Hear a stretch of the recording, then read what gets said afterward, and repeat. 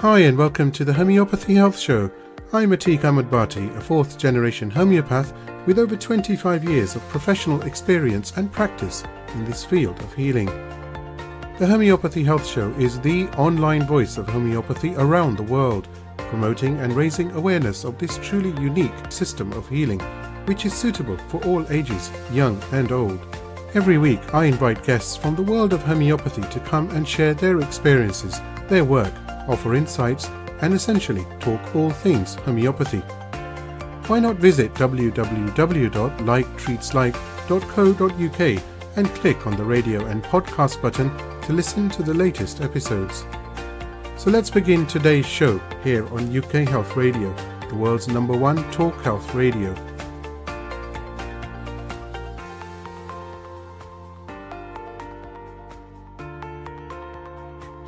Hi and welcome to another episode of the Homeopathy Health Show here on the UK Health Radio Network, and I am your co-host, Atiq Ahmad Bhatti. And I am Naila Cheema. Woohoo! And together we are the Homeopathy Health Show. It's just wonderful to have a co-host who really gets the show. So a big applause and kudos to Naila for joining me here. It's brilliant. It's so good. Thank you, Naila. Thank you, Atiq. It's my pleasure to be part of this show. I am meeting amazing homeopaths. What more can I ask for? Absolutely, indeed. And ladies and gentlemen, I hope you've had a pleasant week. I do always ask you. Mine has been challenging, but overcome the challenges. So let's just say everything is good. And one thing that I always say is everything does work out in the end, and it always does. It's just how you approach certain things. And we're going to talk about those things actually with Ian today as well. Now, Ian Watson has been on the Homeopathy Health Show twice already, as you probably will be aware. And if you are not, please do go to all the any podcast platform and just type in my name or the Homeopathy Health Show, and you'll find episodes with Ian. For those of you who do not know, the insightful Ian Watson looks very much at mindfulness. He teaches, he's a facilitator, he's an author, looks at mindfulness, meditation, and also navigating life's deeper challenges. Widely respected as a speaker, an educator, and a former homeopath, woohoo, Ian has taught and practiced homeopathy, and now has moved, expanding himself to the emotional and psychological healing disciplines. And his journey has ultimately led him to the profound and simple principles of innate well-being, which now underpin all his work. And you must listen to the previous episodes, because when Ian speaks, I have to say, without embarrassing him, I'm going to just introduce him very shortly, but it is very poetic indeed. And I hope today's episode is, for want of a better word, triply poetic. Okay, I just made that word up, I know. But hey, these things happen. So, without further ado, from the both of us, Ian Watson, thank you so much for coming on the Homeopathy Health Show. Such a delight. My pleasure, and thanks for inviting me back. And nice to meet you too, Naila. Thank you very much. It's my pleasure. So, Ian, this is unscripted, which most of the shows are anyhow. So I have one question which may make you smile. Where is the yellow brick road?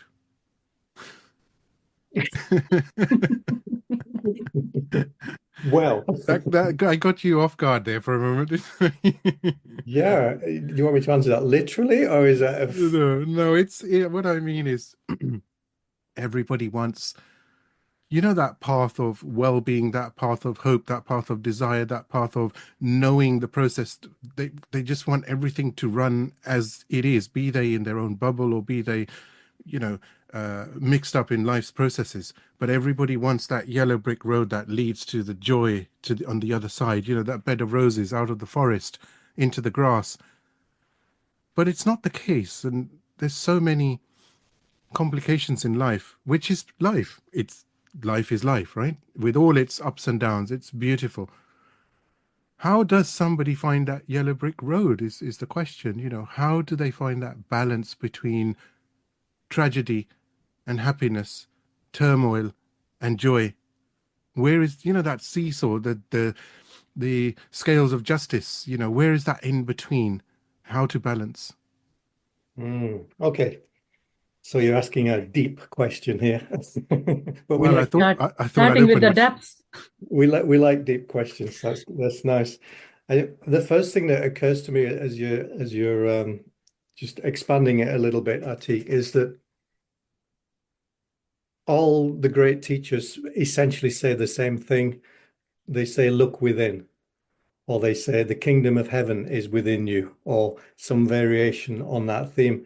And I think that's the first clue, in answer to your question, is that if we look in the world of form, which is, as we know, ever changing and full of complication and difficulty and so on, that's not where it's to be found.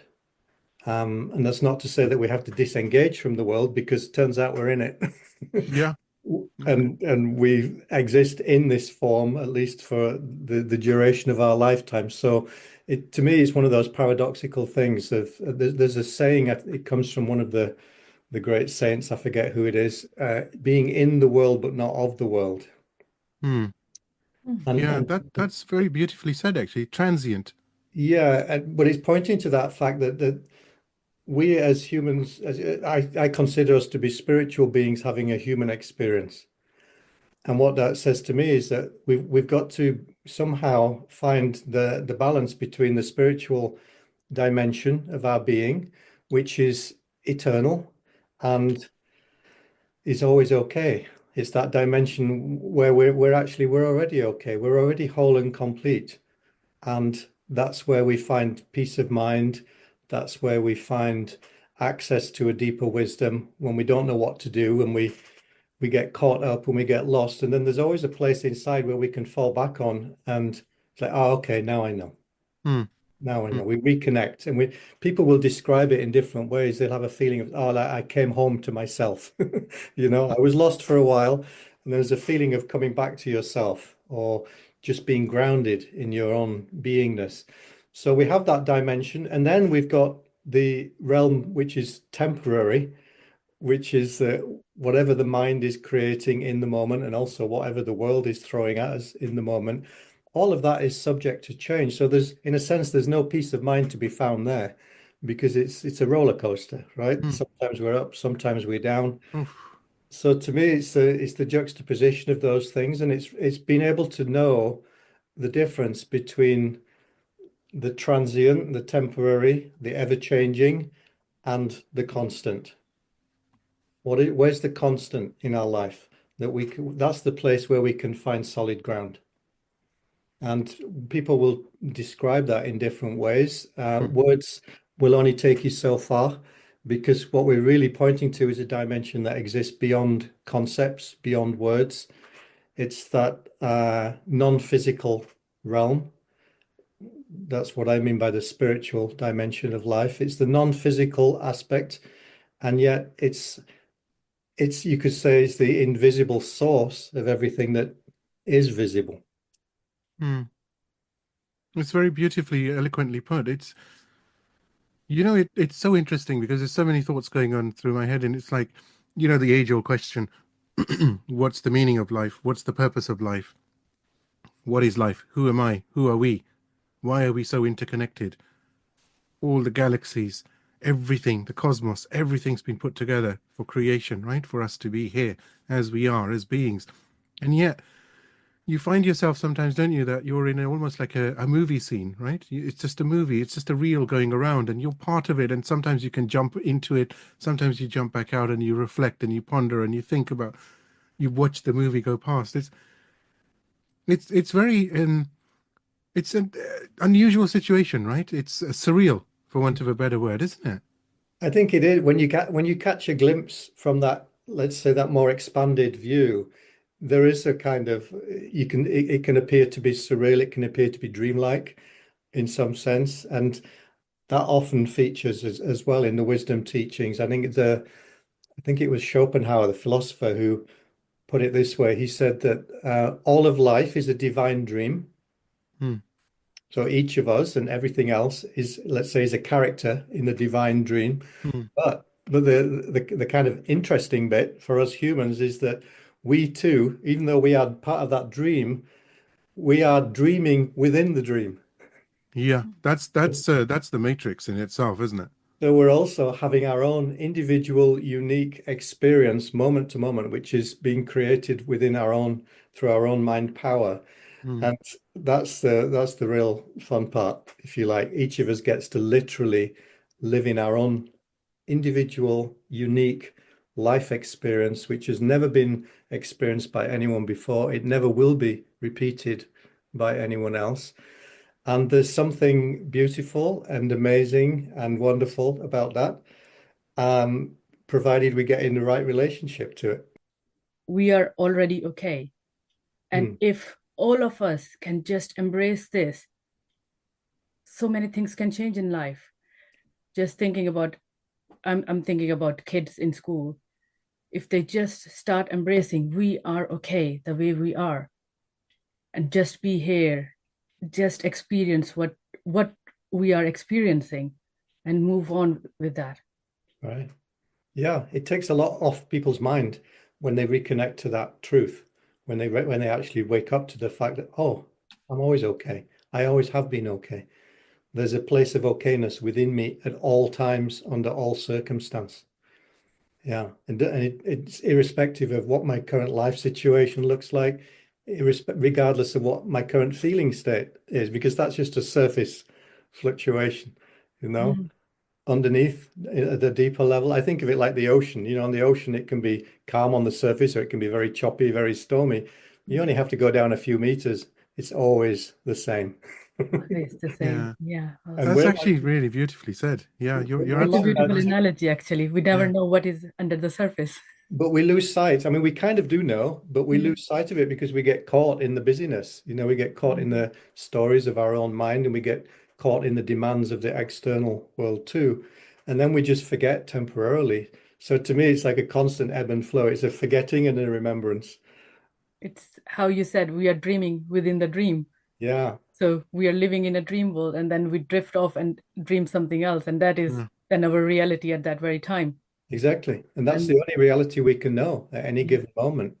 mm, And it's very powerful to realize that we can wake up from the reality that we've been living in, and it doesn't take time. mm, Just as when you're in a dream, it looks and feels real. And mm, our physiology fools us into thinking it's real. So if mm. you've got something frightening happening in your dream, your heart will be pounding, your palms will be sweating. That's why we think Mm. it's real. Yeah, it does happen. Like, just imagining, if we are in that situation, it's just a mouse in front of me, and I'm feeling it's a lion instead of a mouse, and I have a very out of the world reaction to it, and that Exactly. can carry on if I'm in my dream state, Yeah, and that can then leading to homeopathy. Then it can create various pathologies. that's right. But Yeah. this also takes me to a consultation as a practitioner. For example, if we are there in the consultation and forget about everything else and just be there with the patient or with the person, and take it as a conversation and just be there with them. What do you think? What would be your advice to practitioners who are living another person's dream or another person's life every day, maybe 3, 4, 5 times a day? Yeah. Do they Well, this connect, was reconnect? No, I love the question because this was a big area of interest to me. And the more that I practiced, the more I got interested in that particular aspect of what is it that happens in this space when two human beings come together with a healing intention, let's say. And what I started to discover about that was that it makes a profound difference. Like the consciousness that we bring to that scenario makes a big difference in terms of the potential outcome. Mhm. And Mhm. what do I mean by that? Well, I think that when we start out, at least this is how it looked to me, I'd learned obviously I had my skills that I'd learned to some degree. I had my case taking skills and repertory skills and so on. So I had my homeopathic tools. I had a certain amount of materia medica knowledge I could fall back on, and I could look up the things that I didn't know. So I had the kind of, I call that the external form of homeopathy, like the tools and the techniques and the Mm. things that we learned from other people. What I hadn't really been trained in was what I would call the inner game. of homeopathy, which is like basically what's going on for you Yes. when you've actually sat with another person and they're sharing a story with you, which might be very touching at times, very moving. They might be sharing something they've never shared with someone else. Hmm. And what I started to realize was that it's a sacred encounter, and it's a very privileged position that we find ourselves in. And there is something helpful in what we learn as homeopaths, which is called the ideal of the unprejudiced observer, Mm. which is a Hmm. nice ideal. But what I quickly discovered is that we never achieve it. Never achieve it. You're so Right. right in that. We're never actually sitting with no ideas of our own in our mind because it's just not possible. As soon as you hear something and you see something in the client, ideas come to mind and memories come Yeah. to mind. It touches associations, and when have I heard something like this before? And maybe I can relate to what they're sharing. So there's all these different forms of prejudice. So what I discovered was it's not about not having that in your mind. It's about not having that be the focus Mm. so that the interaction is not contaminated by that. Hmm. What you gradually learn to do is to kind of put your own ideas to one side, even your ideas about what you think needs to happen. Because if we've got an idea of what we think this person needs in order to get well, and if we're holding that idea in our mind, I started to discover that gets in the way. It Hmm. gets in the way of what could actually come into that space that nobody yet knows. So I don't want what I already know to be in the way of what is yet to be revealed. So that was my kind of learning journey, my learning curve on all of that was just learning to put my own ideas and, in a sense, to put myself to one side, and then to really, really listen deeply to what the person's sharing. And of course, listening is not just listening to the words. It's also just listening for the kind of feeling, listening for the energy behind what the person's saying. Because often we reveal more in what we don't say than in what we do say. Hmm. That's very true. We got to be able to pick that up, and get a sense of it. It's like, well, there's something a bit off here. I don't know what it Yeah. is yet, but you kind of know. And once you develop that a sensitivity to that, then your work just gradually gets deeper and deeper because you're able to, I think the way I think of it, you're able to contain more. Like you become a better container, a better holding space. And within that space, if a person feels that they can trust you, and that obviously varies, for some people it takes time to build up that trust. But once there's a feeling of mutual trust in that space, then healing is already happening, I feel. And I started to see that in my own practice. I saw that a lot of healing can actually happen in that space long before I've got any ideas about what remedy the person might need. Hmm. There's a lot already can happen. People can have shifts in consciousness when they're with you. If you create a good listening space, that's very conducive to help a person's mind just to settle down. And this is true for all of us. When our mind settles down and gets quieter, we have insights.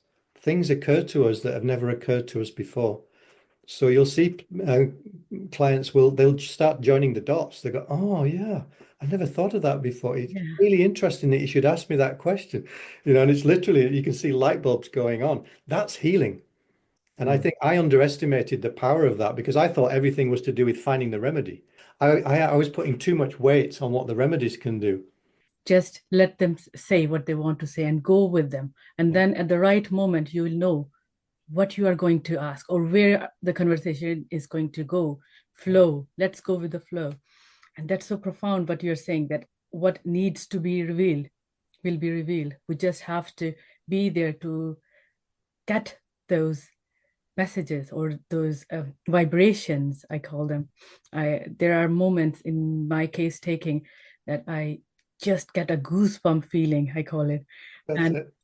I just write goosebump on my case notes, and then I start going deeper. And usually that connection leads to so many other connections. And the case taking doesn't look like a normal case taking with so many questions, but the person that is sitting in front of me says, "Oh, I never thought about it. Oh, you've made this connection there. Ah, I have to go back and think about this. Maybe something will come up." And I'm so happy to have this conversation with you today because I was thinking, am I not being the homeopath that I have to be? Am I not working in the way to find the right remedy, and I'm just facilitating something else than finding the Yeah. remedy there. Well, I mean, I love what you're seeing there, because to me that was my own journey. And the way I talk about it in kind of shorthand would be, you're moving away from doing homeopathy and you're being homeopathic.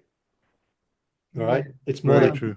in your own being, you actually become as much a part of the remedy, as much a part of the healing process as anything else. Hmm. I think, and to me, that's the beauty of it. You still get to use your remedies and your other tools, but your beingness is actually part of the therapeutic interaction as well. So Yeah. what you're bringing to the table is healing already.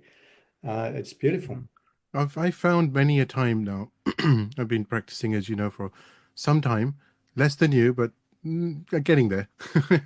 But it's interesting because I've found not very recently, over the last several years, certainly, that the role of intuition is huge, and I've really tried hard to even try to ignore what my gut says. It doesn't work. As soon as I do that, irrespective of what the says, right? What the repetization charts say, which remedy it is, I found that if I go with my gut, I always get the result that I think should be the result for that patient. Mhm. Very interesting, because I find I'm repetizing and such remedy will come up, or like I do, I'll open the Medica up and I'll write some notes, and then correlate and see which one feels right as well. But your gut doesn't lie. It's such an incredible feeling, isn't it? Nyla mentioned goosebumps. Yeah. Why does that happen? You know when you know, right? That energy vibration, isn't it? It's almost like your consciousness is saying, do you know what? I'm telling you this. Stop. I'm telling you the answer. Just accept it. Mhm. Yeah, I think it's really important to acknowledge that faculty and to make use of it, because we've, unfortunately, in the West, we've been told to use the intellect for everything these days, and that's been to our detriment. And I'm happy to hear and see that homeopaths at least now are starting to recognize, oh, there's this underused faculty that we also have available. Yeah. And actually, to me, it's not only important that we bring that into awareness and learn to rely on it, it's also important that we model that to our clients, Hmm. Yeah. because that's one of the primary reasons why they're living out of alignment in some sense. That's why they're struggling. That's why they're suffering, is because they haven't been listening either. Right? Yeah. Yeah. So if we're not listening to that inner knowing within ourselves, well, we're not that much help to someone else, because essentially we're up against the same problem. Yeah. But to me, it's really important that we learn to trust that within ourselves, and then we can authentically share that with our clients. We can model that to them. We can show them what that looks like. Yeah. Yeah. No, that's so true, isn't it? And it's interesting because it's that journey that you get. It doesn't just happen. Like you said, you were a homeopath, you still are, but you're very much now into everything else. The extra layers that are needed now, to define us and to get us back to where we are supposed to be. And everyone's individual identity is his or her own. But whatever that is, right, to get them to that balance, that equilibrium where they feel whole. But I do have a question for you. Go for it. If I or anybody, let's not use me, let's use third person perspective. If somebody does find themselves, and that essentially means stepping out of the movie, yeah, just being yourself, that can be a bit lonely as well, right? Because you know more than everybody else. That doesn't mean in a very a show-offy way. That's not what I mean. But you just know that you are in the right space. But then doesn't it become a bit lonely because there's once that detachment takes place, how do you reattach? Then everything really is artificial and just a dream. Did you? Well, I think to me, that's a temporary phenomena. Loneliness, again, is a creation of the human mind. And and all creations of the human mind are temporary. So that comes and goes. That can be experienced at times. I can experience that from time to time. But I know now that if I'm experiencing let's say, a feeling of loneliness, that's a mind creation. And It's only if I identify with that and I take it seriously that it starts to look problematic to me. If I don't do that, then what do I experience instead? I can be on my own, and yet I can feel absolutely content and I can feel deeply connected, even though I'm not with people Mm. or with anyone else. So to me, it's just recognizing that all feeling states are temporary thought creations, including the feeling of loneliness. It doesn't mean anything other than that's just the direction my thoughts are going in this moment. Mm. I'm just wondering where all my friends are, and wondering why am I the only one? Why am I the odd one out here? If I start thinking in that way, I'm going to feel it. I'm going to feel the corresponding sense of isolation or difference. I seem to be the black sheep in this family, or whatever form it takes. We, Well, Oh, but I think that to me that's just it goes with the territory. yeah, If you yeah, are, I mean, homeopathy is still a kind of pioneer form of healing, isn't it? Even though it's been around 200 plus years, I still consider it, we're on the cutting edge of where medicine and healing is moving to. yeah, So, and sometimes that is a lonely place to be because it means that a lot of people, they can't relate to you. It just doesn't make sense to them yet. They haven't gone there yet mm, in their consciousness. But the flip side of that is, guess what happens? Other people show up yeah, who are in alignment with where you've already gone. And so I think we have to be willing to let go of the people and even sometimes the life situations that they just no longer resonate with where we are. yeah. We just have to be willing to keep shedding that, trusting that there's something else, a different form is going to come in. And maybe it hasn't yet. And that's when we can get a bit nervous, So we're in the middle part. It's like, Yeah, yeah, it feels like it gives me an image of a train that's going around the world. I am the passenger of the train, and I'm going to get out at the last station, and people are coming and going, and they're sharing their life experiences with me. And by the end, I will become the person that I have to be. But they nice. have been part of me or part of my journey for maybe 2 stations, 3 stations, 4 stations, and then we move Exactly. forward. Yeah, yeah, that's it. That's it. that's a really nice analogy. I love that. I'm going to use that now, and I'm going to copyright it. Nice. And there might be one or two that travel the whole journey with us, and that's Oh, Yeah, yes, you they know might be, definitely. beautiful if that happens. But my experience is relatively rare. It's more often that people come and go for different durations. Yeah. Yeah. Well, that's why even if we look back when we started our life, or when the first memory that we have, the person that we have in that memory might not be here today, but we'll have another one might go with us till we are here. Yeah. So who knows what life has for us in store. with what you're saying, to get that balance is so, so important, isn't it? Mindfulness, to use that to be in a state where you are at peace and you are calm. It's so important, isn't it? It is. I think, to me, it's one of the currencies of highest value, especially in modern society, is to be able to find that place within yourself where you can know that you're okay and that you can have a feeling of security and a sense of okayness within yourself rather than imagining that it's going to somehow come to you from the world, because most people seek that security in the outer world. They seek it in possessions or money or a job or a relationship or something of that kind, only to discover that all of those things can be taken away. Yeah, All yeah. there's no true security to be found in any temporary form. Mm, Oh, that's Even your own fascinating. body ultimately is a mm, temporary form. So if you yeah, identify too strongly with that being, a certain weight, certain size, certain shape, then at a certain point in your life, you're going to realize, oh, this is falling away too. yeah. So we have to find it in that deeper place, which is not to be found in the world of form. And then from that place, then we can go into life and enjoy it. We can enjoy the richness of it, the diversity of it, the comings and goings. We can meet the challenges, knowing that we're not really ever given anything that we're not able to respond to. Mm. You know, I Yeah. truly believe that life only gives us the challenges that we're at the level now where we're able to meet that challenge. Otherwise, it wouldn't have shown up in my life. When we believe in ourselves and we don't fall in those traps of overthinking, we can actually we can actually do whatever is in front of us. We can actually, Always. it's just like uh, when we're going out and we have this anticipation, might not be able to do it, might not be able to do it, but when we are in front of everyone, we might come up with something that is beyond our own expectation. If we just believe in ourselves, we just go in and but yeah, we don't want to overthink.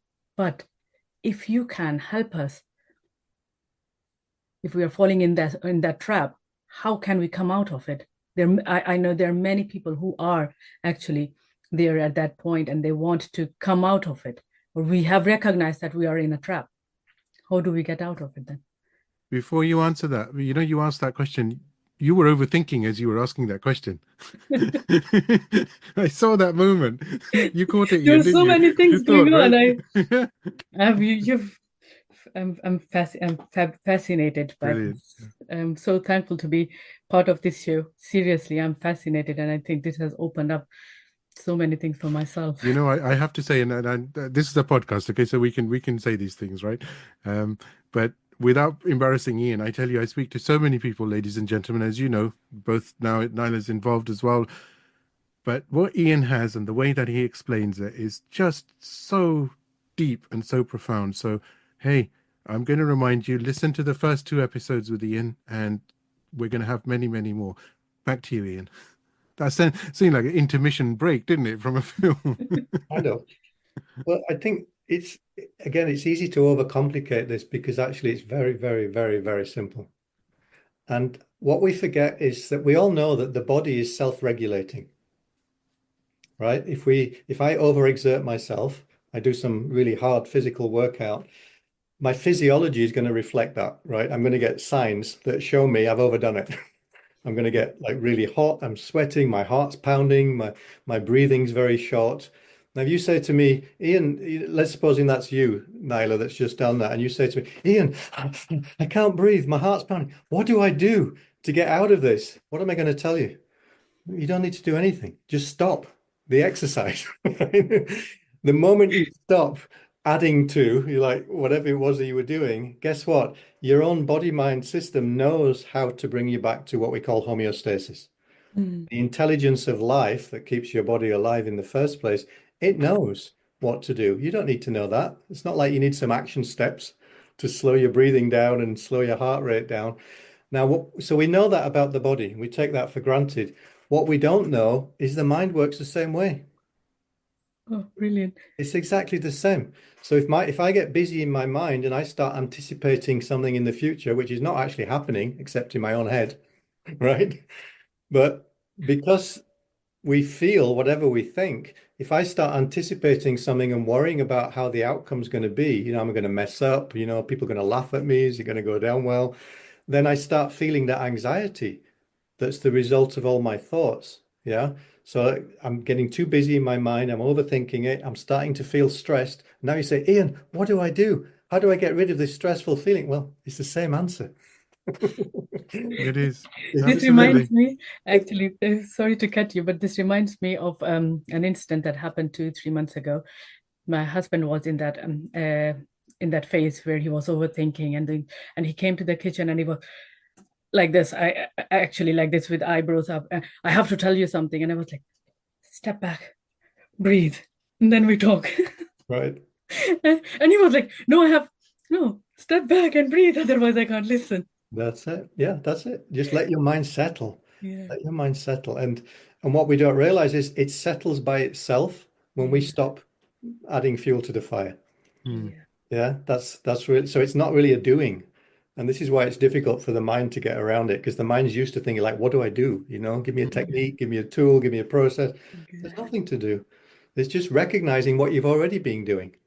Once you get eyes for that, once you can see, oh, that's all that is. This feeling that I'm in right now, it's just the result of all that thinking, that overthinking that I didn't realize that I was doing.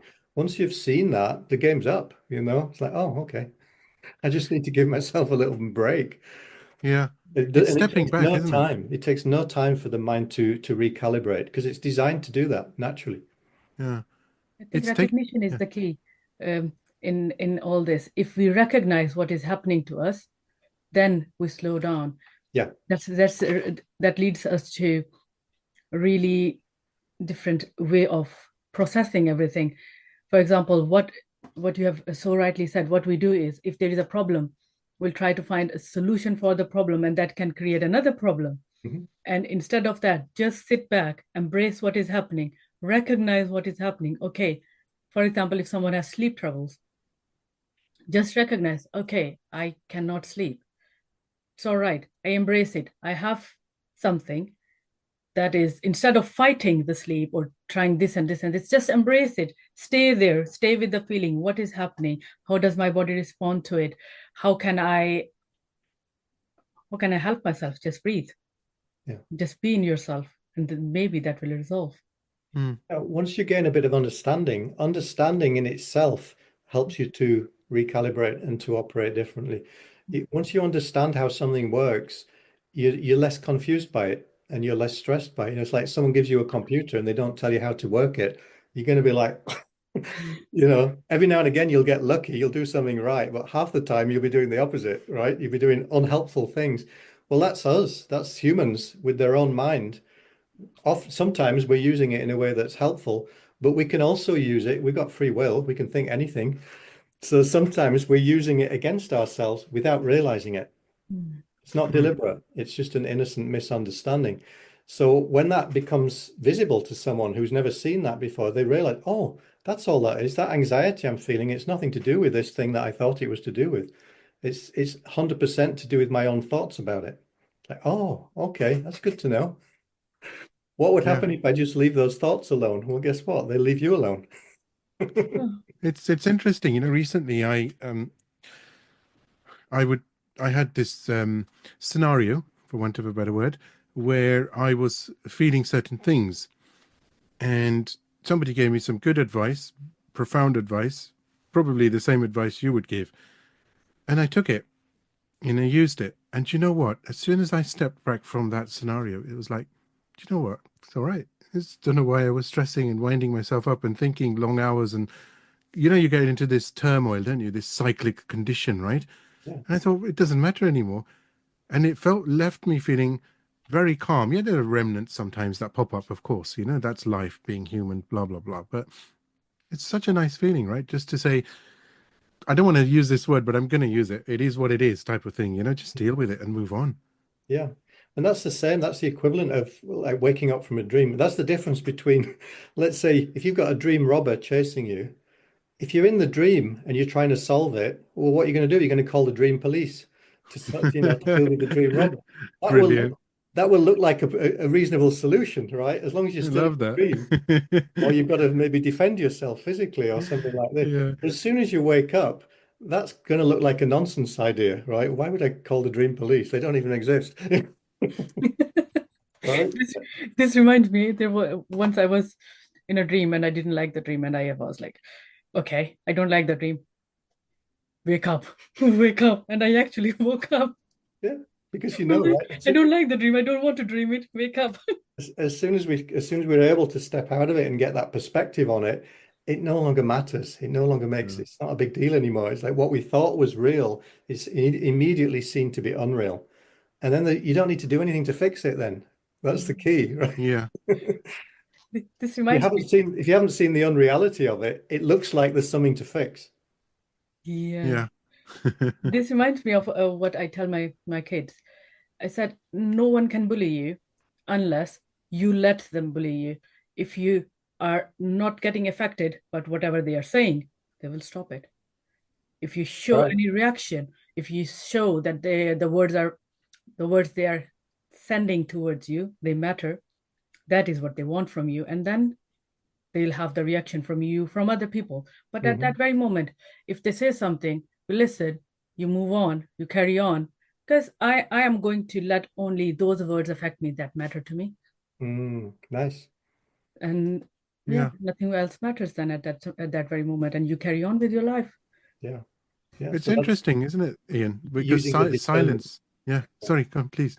No, that's just an example of you're helping your child to learn that we have discernment. You know, we can actually choose what to go with and what to just let go. Yeah. Yeah. Yeah. Yeah. And silence is very powerful, I found, and people are always so rushed to respond to certain things, but even a moment to think, get your thoughts together, just totally changes the dynamics of a conversation within seconds, right? Quick to react, no, think about it, and um, think before you speak. Yeah, we've heard them before, and we laugh them off sometimes, but boy, that's important. I'll give you a quote from Einstein. Hmm. Einstein said one time, he said, and he was talking in the context of like finding, solutions to difficult problems. And he said, I think 99 times and I find nothing. I stop thinking, I swim in silence, and the answer comes to me. Oh, Yeah. profound. Beautiful, beautiful. So he knew how it worked. Still trying to catch up, aren't we? Yeah. That's amazing. So Naila, last question's yours. I'm just swimming in silence. I like that. I like that. I like that. The conversation killer, that one, isn't it? Yeah, yeah. No, Even it's I'm even I'm lost for words now. yeah. You No, probably I have to swim in silence for the rest of the day now and let the answers come. I have quite a few questions. swim And in silence. Don't drown in it. Okay. There are limits and boundaries. Okay. I love I love the silence. Hey, Ian, it's just brilliant to have you on. And hey, do tell the listeners what have you been up to recently over the last several months, and what's in store for the rest of the year? Yeah, I'm just finishing a group training that I've been doing with a group in the Three Principles Understanding, which is a big part of what I teach. So that's actually we've got the final weekend this weekend coming up. Um, I've done some other things as well, some smaller things, like one-off workshops and what have you. I'm beavering away on a book which has been cooking for a couple of years now. Woohoo! I'm not going to make any wild promises as to when it's going to come out. So Any title? I don't actually know. Um, I'm not sure of the title. It's around the theme of what I would call true mental health. Right. So that's really what it's about. I don't know what it's going to be ultimately going to be called, but I just wanted to write something about that topic because it's very much been in my awareness for a while. There's a conversation going on, supposedly be about mental health, but actually it's all about mental sickness. It's all about mental suffering. When people talk about mental health now, and you say, what do you mean by that? They'll talk about anxiety and depression, and they won't talk about anything to do with health, I realized. Yes. Hmm.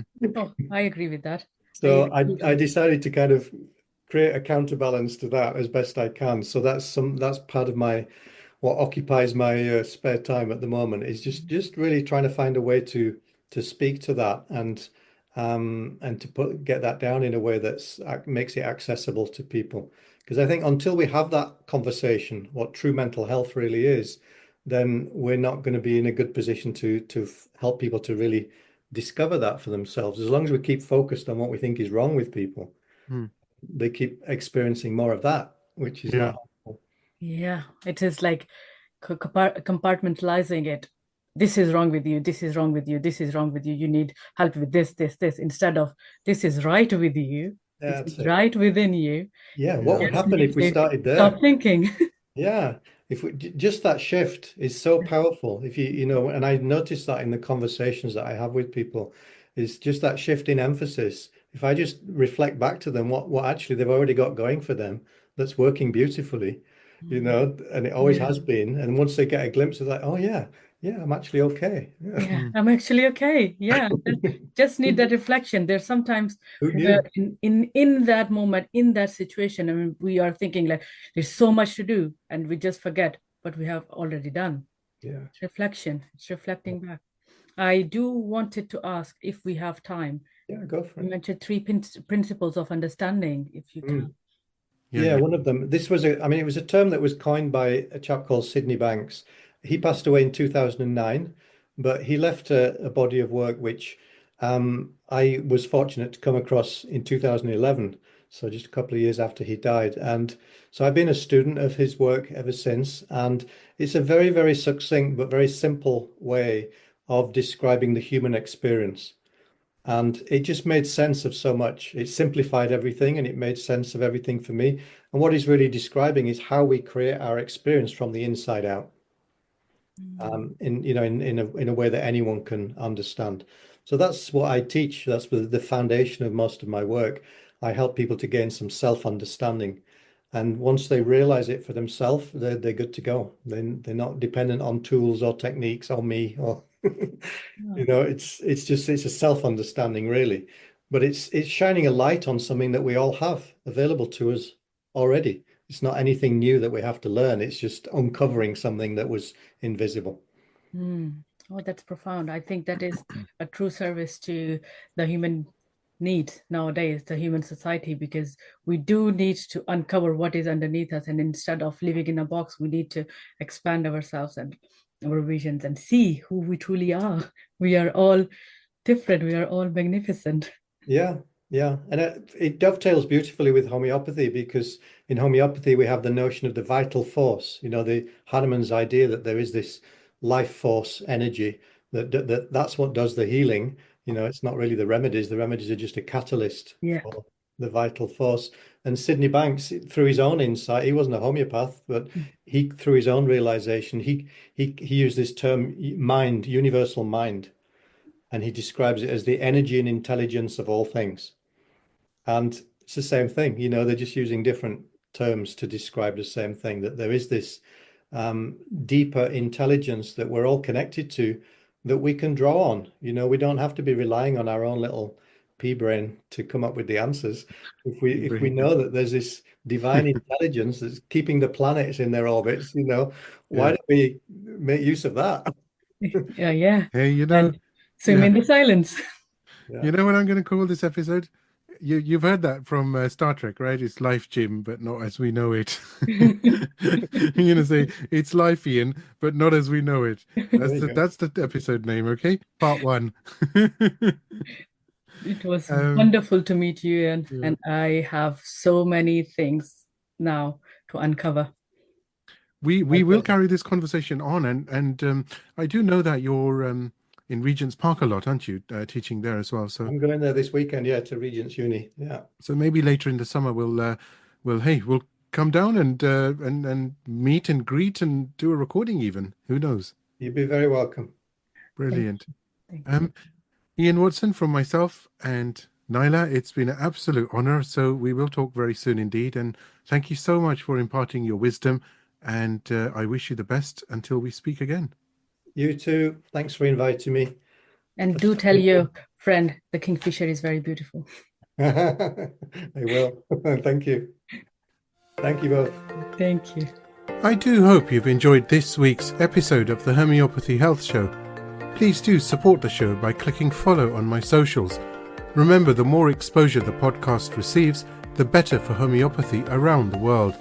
You can find me on Instagram by searching for @like_treatslike, and on both Facebook and TikTok by searching for @like_treatslike.